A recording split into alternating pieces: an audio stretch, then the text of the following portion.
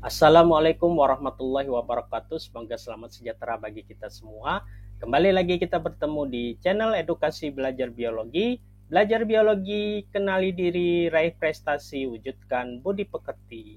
Pada pertemuan kali ini kita akan belajar dan membahas tentang contoh-contoh soal biologi pada lomba Ki Hajar STEM tingkat SMA atau MA. Bagaimana jenis-jenis soalnya? Yuk kita belajar bersama-sama.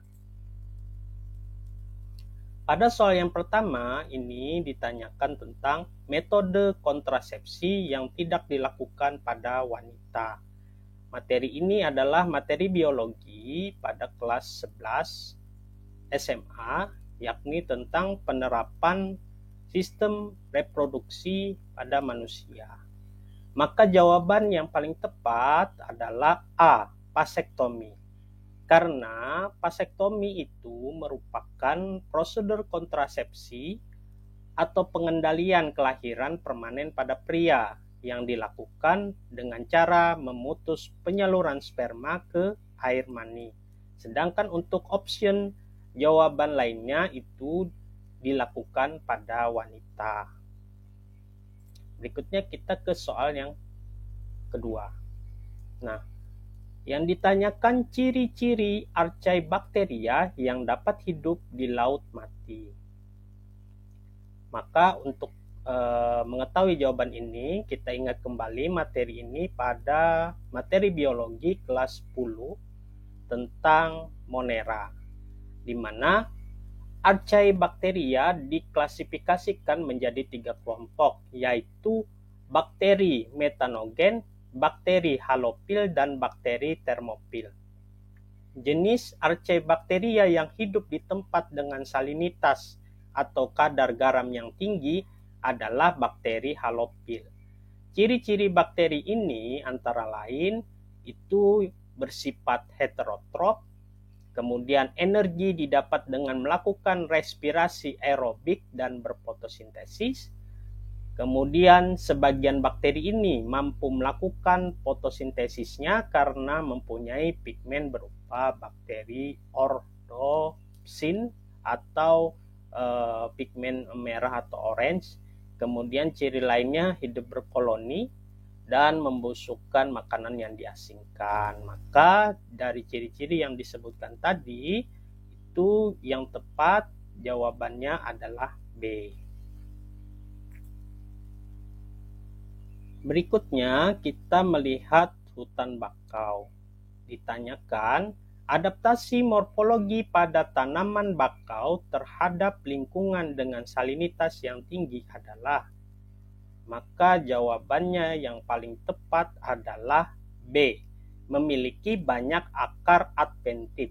Karena option jawaban yang lainnya itu mengarah kepada adaptasi secara anatomi. Penjelasannya sebagai berikut ini. Mangrove itu adalah pohon yang dapat hidup di zona intertidal. Ini adalah daerah yang tergenang saat air pasang, bukan saat air surut. Mangrove secara alami sangat mampu bertahan hidup di air asin atau bahkan air laut. Adapun adaptasi morfologi dari akar mangrove ini terhadap habitat berupa substrat lumpur dan kondisi lingkungan yang selalu tergenang dengan mengembangkan akar khusus agar menjadi lebih kuat dan membantunya mendapatkan oksigen dari udara berupa akar adventif. Apa itu akar adventif? Adalah akar yang pada umumnya dapat ditemukan di atas permukaan tanah. Akar ini adalah modifikasi dari struktur tumbuhan dalam menghadapi stimulus atau faktor eksternal berupa terjangan ombak dan angin. Berikutnya kita ke soal yang selanjutnya. Untuk dapat menghubungkan kerja tangan dengan sistem kerja otak, maka mioelektrik perlu dihubungkan pada bagian. Jawabannya adalah A. Karena Mioelektrik itu sebenarnya merujuk pada istilah untuk sifat kelistrikan pada bagian otot. Mioelektrik dihubungkan pada bagian otot agar kerja tangan dapat terhubung dengan sistem kerja otak. Materi ini bisa kita pelajari pada kelas 11 tentang sistem koordinasi. Berikutnya kita ke soal selanjutnya. Berdasarkan gambar di atas, bagian otak yang mengendalikan pergerakan tangan pada manusia yang menggunakan alat mioelektrik ditunjukkan oleh huruf. Maka jawabannya ini adalah E. Kenapa? Kalau kita analisis ini, huruf bagian A itu menunjukkan bagian frontal lobe, sedangkan B itu temporal, yang C itu parietal, yang D occipital, dan E itu cerebellum. Nah, setiap bagian dari otak besar atau cerebrum terbagi menjadi beberapa bagian lagi yang disebut sebagai lobus. Setiap lobus memiliki fungsinya masing-masing. Kalau A itu lobus frontal, bagian ini terdapat di bagian depan otak.